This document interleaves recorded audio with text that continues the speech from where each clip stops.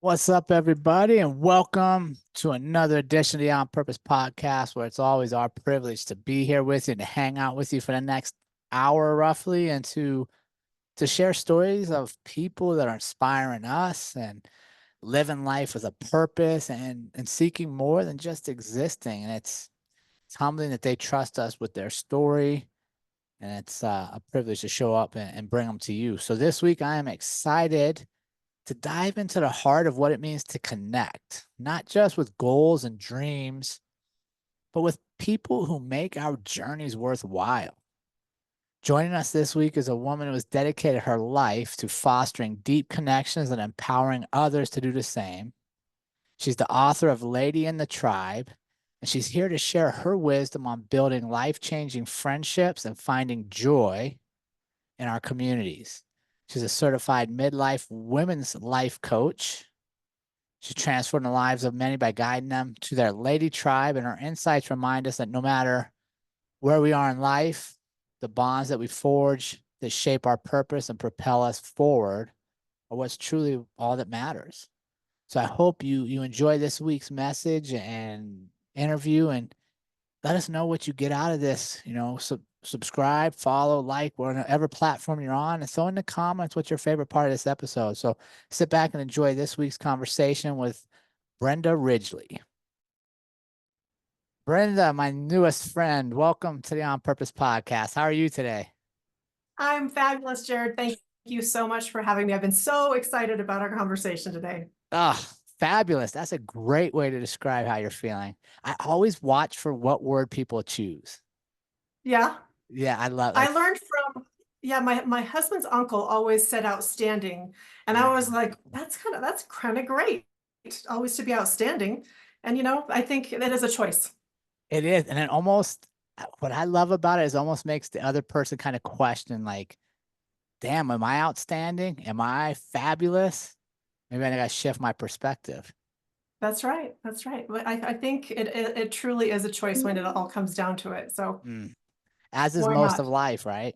Right. Why not be fabulous? Oh, I love it. It's short. It's a short journey anyhow. That's right.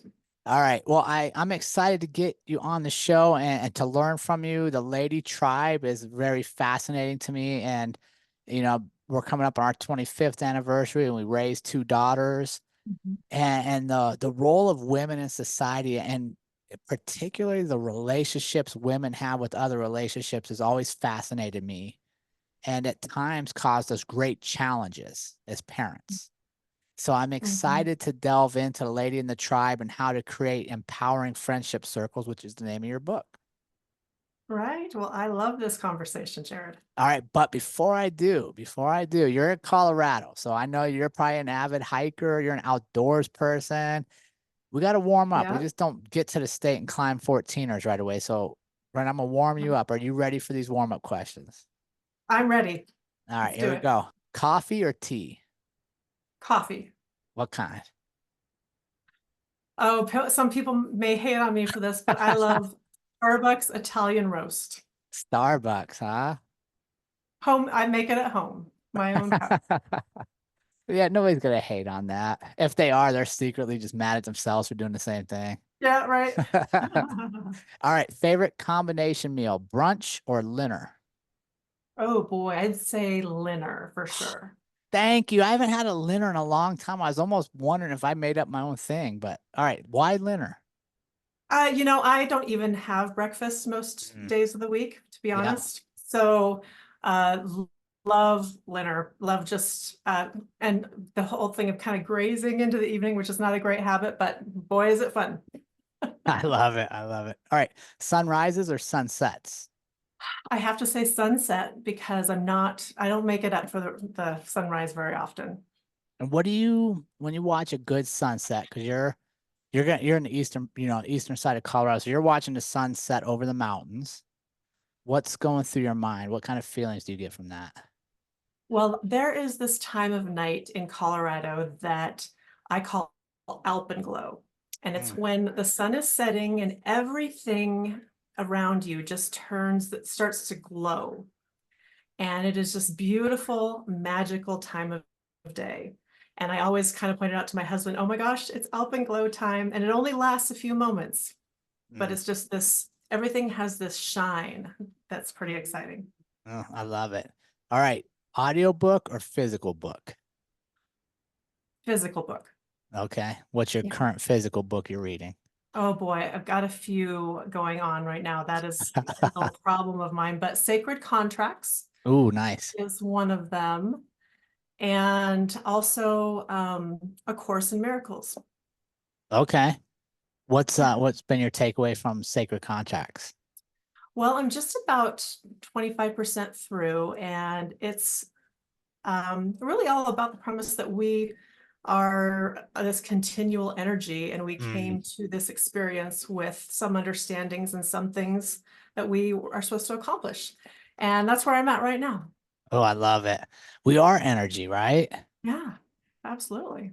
That's such an important thing. And I really love having like encouraging people to take accountability for their energy, right? Like we sometimes we want certain energies from other people, right? We want uplifting people in our circle. We want people to, oh, I feel so good being around them. But then the challenge is to make sure you're giving off that energy because you're going to attract it. It's the only way you're going to get it. Right. You Yeah, get you get what you give. So the only way to get that positive energy is to be that light. for sure. All right, one more. You have a big decision to make, Brenda. Things are weighing on you. You got to get this one right. Music or silence to get your head in the right space? Oh boy, that is a good question. It really kind of depends. I guess I would say silence. Mm.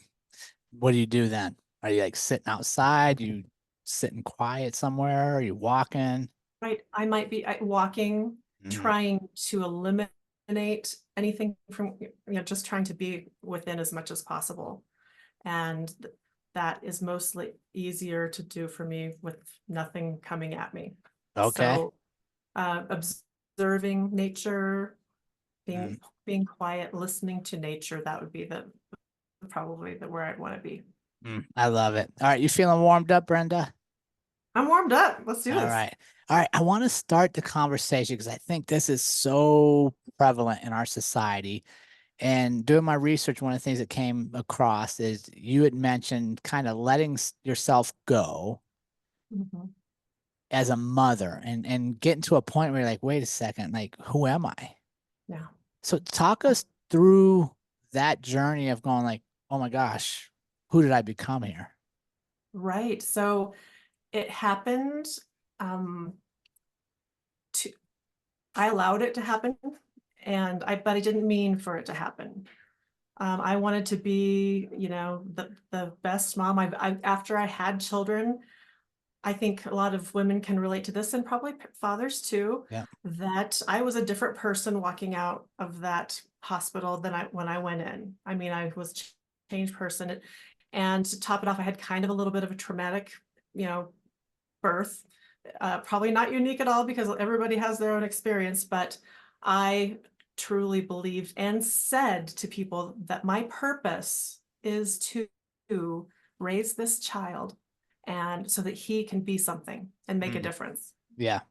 And so my whole identity shifted from everything that I had become to this pinpoint focus on my children. And, over the years, I just started to neglect my own stuff, my own interests, my own activities, and really most importantly for me, my own friendships really Mm. became just they were sacrificed to a busy life. The busy life took over, and the relationships that I did maintain somewhat had become really superficial by the time my kids were in high school. And I realized at one point, I was just kind of going through the motions, kind of like a mom bot, I felt like. And I was having a hard time getting up in the morning when they'd hit high school. I was like, oh my gosh, I have so much to do. My to-do list is full. I've got other people's priorities, but I didn't want to do any of it. And I just had nothing to look forward to. It was all just, I mean, of course, I loved spending time with my family and I was very proud of them and Yeah. am.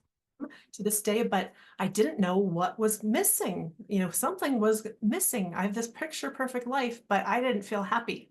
Yeah. What was it? And, you know, what I discovered was I just had emptied myself out. I did have an aha moment one day. I'm like, who? The kids were talking about college and all this stuff. And I'm like, oh, I had a freak out moment. I'm like, oh my gosh, who am I without my role as mom? Yeah. Where did I go? Yeah. What, and that's so interesting, right? Because I think it does apply to a little bit to dads, but not quite as much because, and not to stereotype, but traditionally men leave the house a lot for work, right? Like I have a whole different identity at work, and it just where a lot of times for moms, like you said, as soon as you have that baby, my primary focus is taking care of this family. So Yeah. when they ready to leave the home, it's a much different feeling for a mom than a dad a lot of times. Because my wife went through that same thing where she's like, wait a second, that's all I ever wanted to be was a mom, and now what am I gonna do? Yeah, and not only that is that there is some chemistry and biology and hormones Hmm. going on throughout our life when we give birth and all these things that really physically and mentally change us. I mean, we are different people. Right. And so that's all of these things contribute to this end result of going, wow, I really let myself go. What, how do you balance that when you're in the moment, right? Because it's just like you said, it didn't happen overnight. It's gradual, and it's only through experience you look back and go, wait a second. How do we get moms and dads to balance the selfish with the Mm, selfless, right? Like to be my best dad, I also got to make mhm. sure I'm my best me because if I cut myself short, I'm never going to be as good as I could be for you. Yeah, So yeah. how do we balance that? Yeah, I love speaking to younger groups kind of as a cautionary tale, telling my story as a cautionary tale, because I don't know, my generation a little bit was all, you know, be super mom, do everything, don't ask for help. Mm. You can get it all done. And, you know, taking care of yourself or doing your own thing is selfish. Pampering is, you know, that's you're wasting your family's money on your, don't do it, spend money on yourself, you know, Mm. those things. And I really have seen the younger generation kind of say, heck no, that's not happening for me. You know, they don't want to be us any more than we didn't want to be our parents, probably. But so I, you know, I preach, you know, self-care is not selfish. It is the only way you can be your whole self.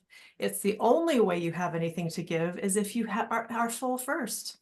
And once, and I, you know, just love to encourage people to figure out what it is that lights them up. What is it Mm. that they used to do BC, before children, before career, all those things? What did they, Yeah. what got them excited about life?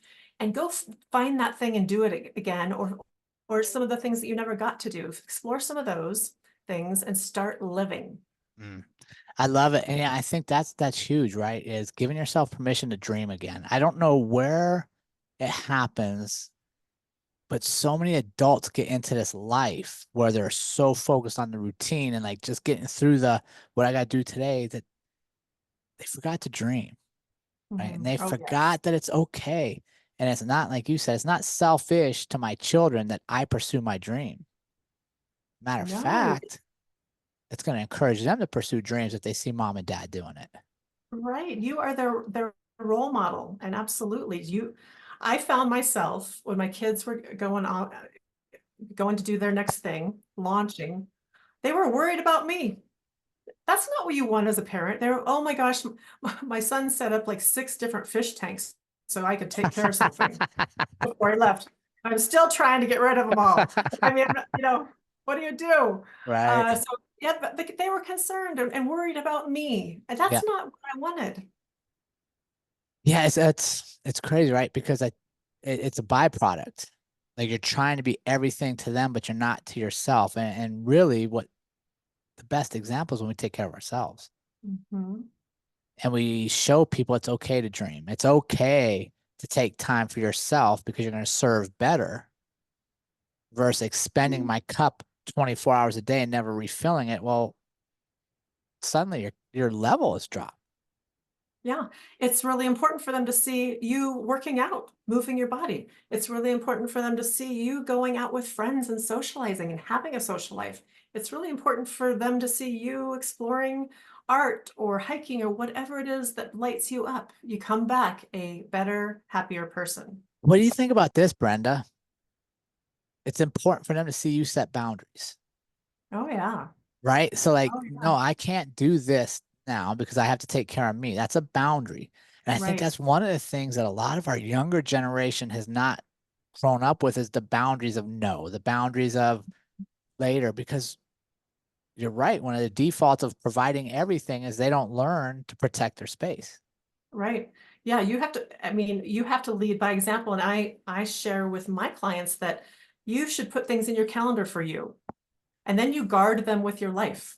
Yeah. Because if you start shifting your stuff around for other people's problems all the time, they're just going to do it again and again and again. But if they see that you have, I'm going out with Jane for brunch, and, and I'm not going to move it, they go, oh, that's important to her. We got to work around that. Right. Yeah, no, I love that. I want to talk, Brent. One of the quotes I saw was you went on a journey of self-exploration, prayer, and questions to the universe as you were trying to answer this question. Talk to me about that process, if you would. Yeah, so I really, well, I like to say I floundered for a few years Yep. in my midlife funk. And throughout it, I was praying to God. I wrote a letter to the universe and I just said, hey, I'm I'm a student of law of attraction, and I understand that we're all energy, and I should not be swimming upstream. I should go with the flow. And I feel like I've been going with the flow, but I feel like I'm sitting in the middle of a lake Mm, that doesn't have any current. And I have sure. to row. It's the only way out. What do I do? Just kind of asking open-ended questions like that. And finally, little by little, I got little tidbits and nuggets of like, oh, okay, that's maybe that's important. And I eventually resorted to just starting to go on the internet and Googling, what's wrong with me? I'm miserable. I'm unhappy. I have this dissatisfaction in my gut. And what it all came down to when I really, really did the research was that I was lonely. Mm. I was lonely, surrounded by people 24/7, Jerrod. How does this happen? Well, there's a difference between being alone and being lonely, That's right. right? What'd you find in that difference? What'd you find as you sat and said, wait a second, I'm lonely? It's because beyond my family, who knew me very well, pretty well, nobody really knew me because I was only sharing the good stuff. Mm, I was only sharing the highs. I wasn't sharing my heart. I had no one outside of my family to share my fears, my failures, worries off of. So, you're out there posting all your positive stuff and everybody else is too, mm, and you're just trying to keep up, right? It yeah. feels like a little bit. But Yeah. at some point you're going, am I just the only one here that's kind of trying to fake it till I make it? Am I an imposter and everybody else has got it all together? Right. I needed to reconnect with some women who I could live alongside of. We could live our lives together. We could celebrate each other's successes really together. We could be a soft place to fall. I needed a soft place to fall so that I could explore beyond, my current circumstances. Yeah. How did you how did you find the people that you could trust that would celebrate your success? 'Cause that's such a hard thing nowadays, is right. We have this Mhm. weird idea that, man, if Brenda's successful, that means there's less for me. Mm, But so we know the opposite is true. If I'm part of your success, it breeds my success, right? Like it's the energy exchange. So how did you find a group that allowed you to become part of it? Yeah, I love the way you asked that because that's kind of what we assume we need to become part of someone else's group. Sure. I don't think so. We need to find our tribe. Mm, We are the interviewee and the yep. interviewer. we need to find the people that fit us, For not sure. vice versa. We're not going to go fit in. We don't need too many people are out in the world showing up to the different things in their life. Who do you want me to be? Who do you want me to be? Who do you want me to be? True. What the people that we want to find are people that love us for who we are and recognize us for who we are. So what I did, I had a few friendships that had, superficially, if not anything else, made it a long time.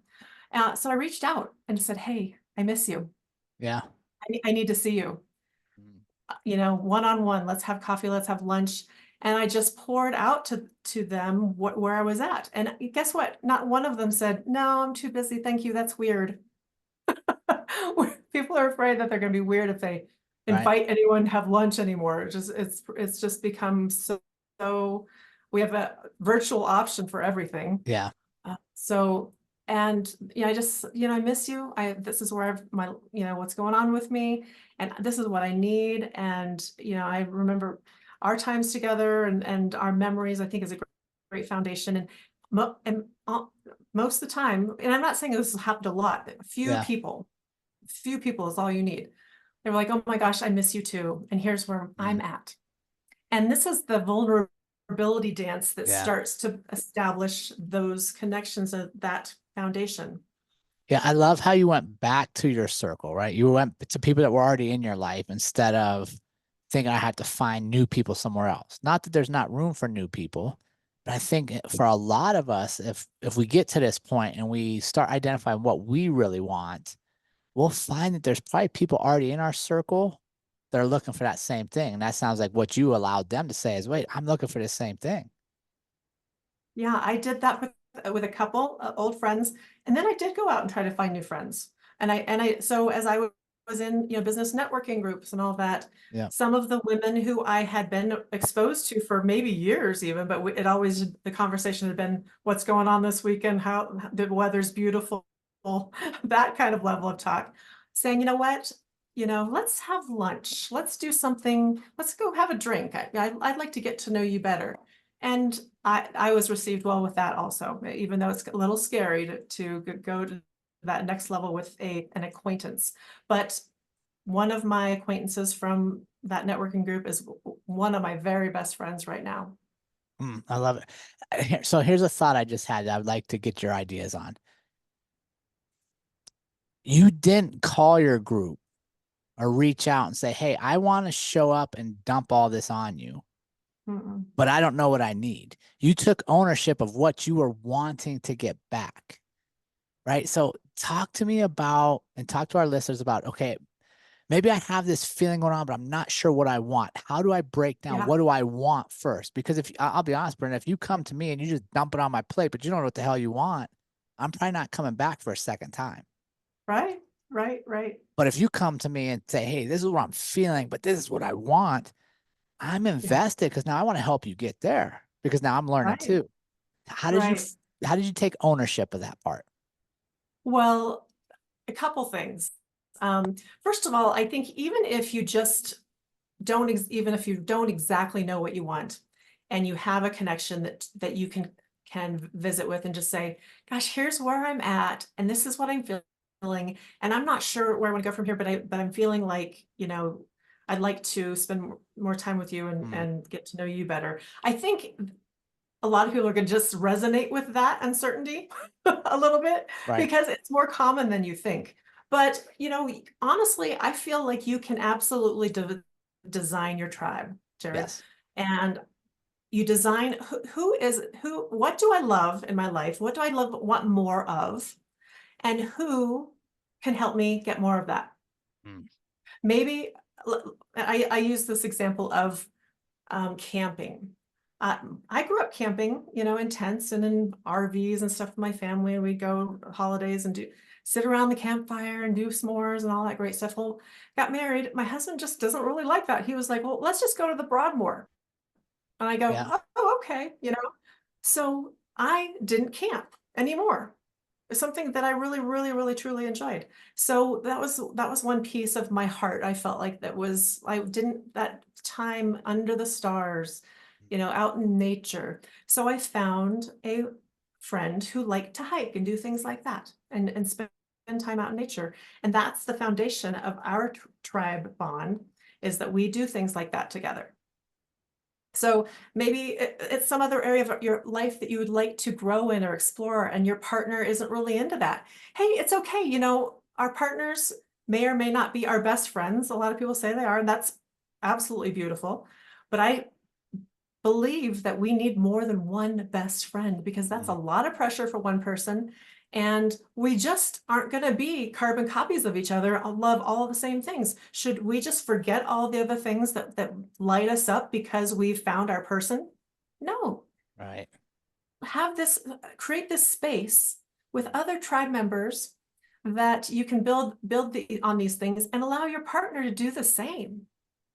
I You love it. come Right. back stronger. Yeah, because you've relieved the pressure off of me of having my responsibility is to make you happy, right? Like, right. Right. And that's one of the worst things I think we do in our marriage is we get in these tunnels where it's just now me and my wife or you and your husband, and the other person is solely half responsible for making me happy. Yes, and only you can make you happy. Right, but only if I know what I want. And I love that you went back and revisited dreams like, oh, I like camping. So how do I put this back in my life? Yeah, exactly. And you know what? My spouse was like, heck yeah, go for it. Do it. I mean, encouraged me the whole way. Yeah. I'm not saying everyone has as great of a partner as I do, but Shameless plug. I challenge people to to do that, and don't be fearful of hurting the other person's feelings because you want to do something with someone else, or do things and grow in different areas of your life. Yeah, I love it. And that's the key, right? Because now you do that, then it empowers me to, oh, what do I want to do again? Maybe there's something in my past that didn't happen because I was busy helping raise a family that it allows me to explore as well. Right? Absolutely. The other thing I really wanted to talk about, and I got a bunch of stuff, but this one I really loved was your next best philosophy, right? Talking to people about being the next best you, not the ultimate you, but like we're working today, just get to that next best self. And then next, talk to me, like, how did that come to be and what does that mean to you? Right. Well, so when I say, your next best, what I'm thinking of, what I'm referring to is basically whatever in your life that's next for you, make it the best, chapter. Mm. You can say it's okay, I'm going to become an empty nester or whatever. I don't even like that word. I don't even feel like I'm that old that I could be an empty nester. But, what is it in each phase of your life? You should have something that lights you up, gets you eager to jump out of bed. And if you don't know what it is, we need to find out what it is. And Mhm. it's in you, and it's in there. It was probably in there BC, before kids and career. Yeah, Let's find it, let's uncover it, and create. Creation is how we become our next best. That's why we're here, is to yeah, create, right? yeah. I love it, and I even took it further to be like, okay, if I'm trying to be my best self, maybe my best self is going to take 10 years of work, and it's constantly evolving. Maybe I don't do it today because it's so far away. But if I'm my Right. next best, that means I gotta get my workout in because as soon as I do my workout, I'm better than I was without the workout. Right. Right. And No, yeah, I see what you're saying. So yeah, the point is, you may have this big goal out there hmm that's kind of overwhelming. yeah, And how do you can't get there overnight, you can't get there in a week, a month, maybe even years. But all you need to do, Jerrod, is take one step in that yeah, direction. And you're for already sure. better. For sure. Yeah, 100%. So Brenda, so you go through this and you're like, okay, I've found myself and I've created a new tribe. When did you say, wait a second, I'm gonna write a book about this? Mhm. I believe in myself enough. I'm gonna put it out for the whole world to see. When did you decide that and talk us through the process of overcoming the hurdles for that? Right. So, well, this is kind of a funny story. I was challenged back in 2020, at the mid to end of 2020. The time frame. Yeah. Uh, I was challenged to participate as a contestant in the Mrs. Colorado America pageant. Okay. And I was like, heck no, no, no, no, no, that's not me. I am not a pageant girl, absolutely not. But the gal who had done it before, she was like, I want to nominate you. It's the best thing I ever did. I got to meet a lot of amazing women who are making changes, you know, for the bettering the world, and they represent the community and da da da. And she went on and on and on and on, and she got so excited. And I was like, oh, it always sounds great, but no. But over the next few days, I just kept on thinking, and I'm like, I'd like to meet a lot of amazing women, and I would like to represent my community that I love, and I would love to do all these things. And so I just said, you know what? Why not? Why Yeah. not? It's 2020. The world could use some more bling, and I'm going to bring the bling. Yeah. So I hired a coach because I've never done anything like this before, and she, you know, was coaching me throughout the different phases. And she says, well, what is the legacy you'd like to leave? What is your message? What is, you know, do you have to bring to the Mrs. Colorado organization? And I just thought of my story. And the fact that I talked to so many women since that have had the same story, but we all felt alone. So many people have are experiencing the same things side by side, simultaneously, but nobody talks about it. So I was inspired at that moment to write the book, and I wrote it in 10 weeks. Okay. You just sat down. And it just sat down, and it really just came through me. It was beautiful. I did some more research, and I cited a bunch of you know, science and all that, just as far as the loneliness. And I mean, loneliness is the same as smoking 15 cigarettes a day. I didn't know if you knew that. It's bad for Yeah, your health for to be sure. lonely. So that's where it all came from. And then really from the book and its success and the impact of it, it spiraled me into transitioning from being kind of a corporate HR trainer type person into like, let's bring this to the people. And I became a midlife women's coach, and that's what I've been doing since. Yeah. What was the biggest fear you faced in completing the book and sending it out? Well, you know, when you write a book, especially when it's has a lot of your own stories in it, had a lot of my own stories and stories of other women, you're just kind of it's like, here you go, judge me. It's like Yeah. being in a pageant. Here, I'm in a swimsuit on stage with heels, judge me, right? Here's my life Yeah. book, judge me. But so it's just putting it out there, and you know, you get some feedback back. You've got, you know, as many as books have sold, very few people actually come back and review it, and the reviews have been lovely, and I'm very grateful. But yeah, just it's putting yourself out there in a big way. Yeah. 100%. I feel the same. My book came out in 2019 and I remember getting it all done and the cover and it's been professionally edited. Right Mm-hmm. before I hit publish, I'm like, man, do I really want this? What if, I don't know if you had this philosophy thought, but it crossed my mind, like, what if I'm the guy that writes the worst book ever? Like, what if that's me? That's my legacy is you wrote the worst book ever. Yeah. For me, it was more like, who does she think she is? Mm, that's a You big know? one too, right? Like we just don't. That's what we do to ourselves. Yeah, Who am I not to be? Who are you not to be? yeah, for sure. No, that's a good one. So how has expanding your tribe so big now affected your friendships, and what have you learned from getting so many people into that circle? Oh, that's a great question. So I wouldn't say my tribe is big. I share that I think that a tribe should be anywhere from 3 to 6 people, Yeah, because these are the people that really, again, live your life with you, know your highs, know your lows, and don't judge you for it. right. They're the ones you can trust with your heart. Uh, but beyond that, beyond your tribe is your kindred clan. And those are the friends of friends, you know, that network of friends that you love to see and love to hang out with and do things with. And it's mostly fun based. And then it goes on to your soul, actually your soul sisters are in the middle. They're the more long distance friends, Yeah, community onward. So it's just big bubbles.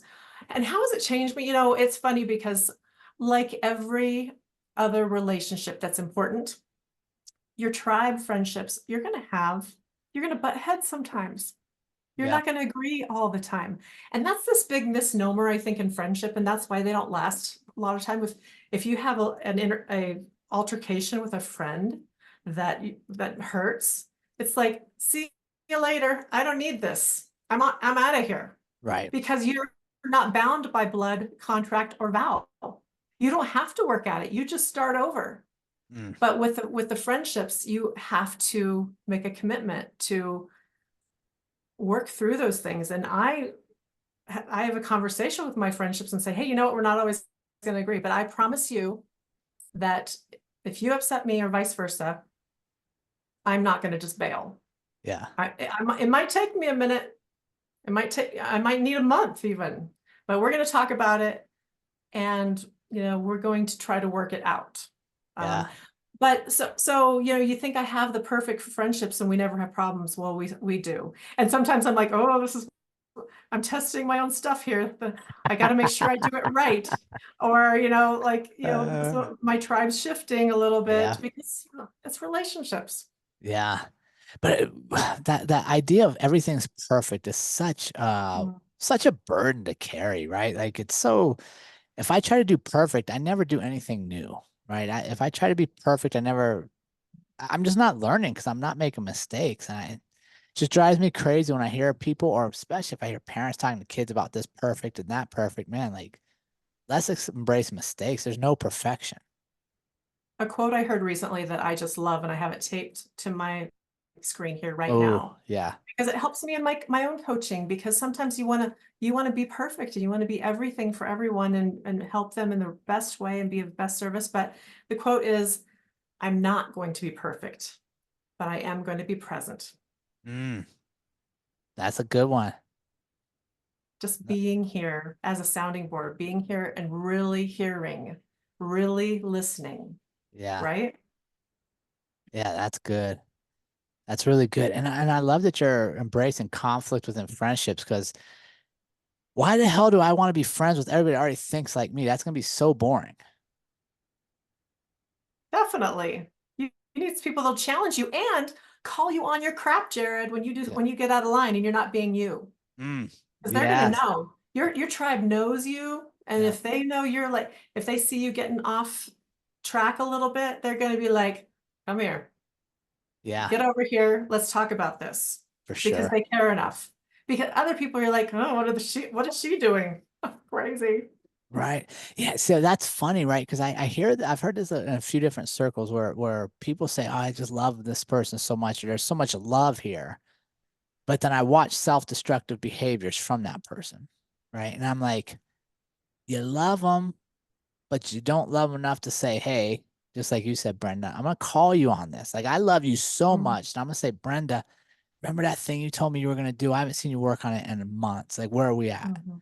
Brenda, I love you so much. Remember you said you were gonna go on these hikes every day and you've canceled on me 4 times in a row. What's going on? Right. We Yeah. have this idea sometimes that loving people means we just accept whatever they're doing. I think that's based on fear, Hmm. uh, fear of, you know, loss, of possibly losing a relationship because you don't agree, or Oh, because you're voicing any, you know, nobody likes, even if that's coming from love, you don't love it when someone's telling you even what you need to hear, right? right. It's fear, and it is scary. It's like you said, it's a commitment because I love you enough, and that's a great way to start that conversation. Yeah. I love you enough. If you didn't mean anything to me, I would just watch the show. Isn't that weird? Like, I 100% agree with you. It's fear, but I'm not afraid of what you're going to become through these bad habits. I'm more afraid of how you're going to feel about me if I tell you the truth. Right. And here's the thing, they may get pissed at first, and they may, it may not go well at first. Right. But I think given time and setting it up, correctly with sharing, from, I Yeah. statements, you've heard them, Yeah. this is how, I feel this, like, I feel like you're doing this, not Yeah. you. If you approach it in a loving way, even if they get mad at first and huff off, I think once they think about it, really, they'll come back and say, thank you. And that's the truth, right? Because if we stopped right now and we said, Brenda, tell me somebody that had an honest conversation and held you accountable for who you want to be, you could probably remember that person, right? Like, oh, Yeah, I had this coach, I had this teacher, it was my mom on this day, it was my grandma. Like, we remember. So we know inside of us that we want that level of investment from our friends, from our community. right. But it's still so difficult for us to do it sometimes. And that's one of the things I really want our community to do is like when you're a friend, when you're in that circle, you own your part of that. And sometimes that means I say, Brenda, I love you enough to have this conversation, but here's what I'm seeing. Help me understand. Or are you okay here? Right. Well, I think the easiest thing to do to set yourself up for success in these situations with people who you have just determined are tribe, could even be some family members, really. Yeah. It can go as far as that. But just to set when things are good, when you're having a great old time, enjoying, some happy hour together or whatever, or that cup of tea. Hey, you know what? I just love our friendship. It is so important to me. And I love all this about you and how we do this and how we agree on all these things and da da da. But I just want to get real here for a minute. Mm. I know our relationship's important enough that I know we're not always going to agree. And that's a big problem for a lot of friendships, but I don't think it will be for us because this is what's going to happen. This is what I commit to you. Yeah. I And you love say it. that. And again, like you said, then when it comes up, remember how we had that talk? No, I love it. And I think that's truly loving somebody. And that's truly caring and earning your spot in their circle is that you're not just there for the birthday parties and the rainbows and gumballs, but you're there for the tears. You're there for the struggles. You're there for the, hey, wait a second, let's pick ourselves up and get moving again. Yep. Yep. So Exactly. what are some of the common challenges you see for women in that midlife stage, finding their identity again, and how do they overcome that? Yeah. So what I see most commonly is just the results of a decade or more of neglect Mm. to their own self, to their own self-care, to their own interests, to their own relationships, and and finding them in this panic state of what's next for me? Who am I now?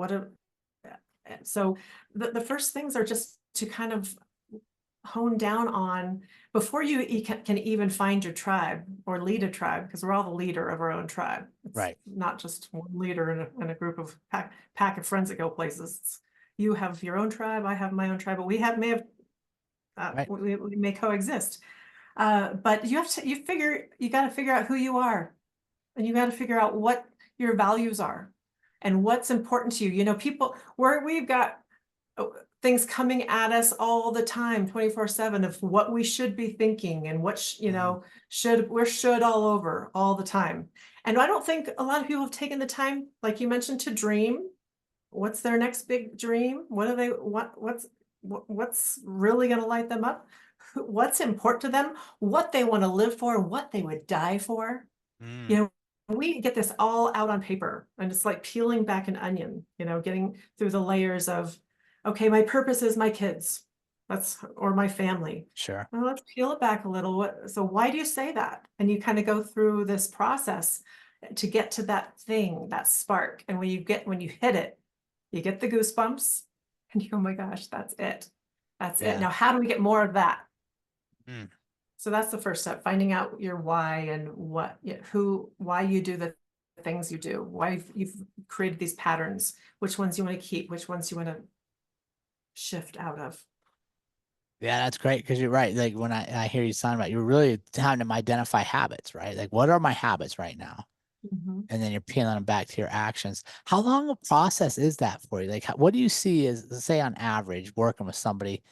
How long or how much time are you spending before they dive in and go, wait a second, this was my dream. Wait, here's my life. Mhm. Well, when I'm working with a client, it's usually like 90 days would be the starting point. Sure. So, and it all depends because everybody has their own journey and own story. And some people are going to get to that why like that. And then we just figure out ways to go after it and ways to build their tribe. But some people might take, the whole 90 days just figuring out what it is, what it is that's important to them because they've buried it so much. So there's so many tools and exercises to go in to kind of, okay, we got a little closer. Let's get a little closer with this. Yeah. And so it does very much vary, but it can happen over a long weekend at a women's retreat or something like that. Yeah. Yeah. And in those cases there, I would guess, just a layman's opinion, that their dream has come up multiple times throughout their life and is less buried than maybe somebody else's if it comes up that quick, right? Like they've sat on this for a minute. They know it's there and they just haven't pursued it. So Yeah. Yeah. Because some people maybe never even got to light it up in the first place. yeah. Life And started yeah. fast for them. No, I love it. And I love what you're doing. I love your focus on women and getting women to love women. Because sometimes, man, women are just so mean to each other and so judgmental of like, look at this mom. She's taking care of herself. She's at the gym. Well, I'm over here volunteering in the school, but I hate it. You know what I mean? Like we that nitpicking, it just drives me Mm. crazy. It hurts my heart to see that because we were built to belong and we are collaborative spirits, not created to be competitive, but we have become competitive And as a everything. culture. And it's not helping us. We aren't getting ahead because we're stepping on someone else. Right. It really is. We can move further and move mountains together. For sure. And the more success you have, then the reciprocity is that I have more success because I'm spending time in your energy. I'm growing with you. And what would you say to our listeners if they're feeling isolated or disconnected? They're at that early stage of seeing, okay, this is coming up down the road. I feel isolated, disconnected. What advice would you give them? Okay, a couple things. First of all, you got to get out of the house, Yeah. which, that couch at the end of the evening is really comfortable in calling us. That comfort zone and those routines of just kind of, just getting away from it all are so drawing. But you got to get out of the house and figure out the things that, I'd say find one of those interests that you let go of, or maybe something you never got to try before. Find a group that does that. Maybe it's Meetup, maybe it's a Facebook group you found, or it's a rec center or whatever, and just kind of start dropping in and showing up. And it's kind of scary at first, so I say there's a minimum of 3 visits to anything before you can really make a decision on it. Show up. First time it's all awkward and weird and you're uncomfortable. The second time you're going to start to see other people that they were there last time. Okay, and then by the third time you're kind of part of it. Yeah. And with these people that are at the same event, they have the same interests as you, so it's easier to strike up a conversation. Oh my gosh, how long you been doing yoga? I used to do it a long time ago, but I'm trying to build up my practice again. What's your story? And then just start asking open-ended questions and then listen. Yeah. It's a fast track to friendship because there just aren't that many great listeners out there, Jerrod. No, I 100% agree. I love it. Brenda, thank you so much for coming on the show this week. I feel like I could sit and talk to you for a whole nother hour. I know, it's been wonderful, Jerrod. I really enjoyed it. Where can our audience connect with you and get more of what you're giving out and continue to have you help their light shine a little brighter? Oh, thank you for that. So the best place is just my website, brendaridgley.com. And there you can find, I do 3 or 4 women's retreats every year, places like Breckenridge, Colorado, or Costa Rica is what we have on the books right now. I have all my coaching opportunities are there. I've got a meetup group called Ms. Midlife, so you can look for that. And on socials at Brenda Ridgley or at Brenda Ridgley Connections is where you'll find me. Awesome. Brenda, thank you so much for joining us. It's been an honor to share your story. Jerrod, thank you so much. I appreciate it.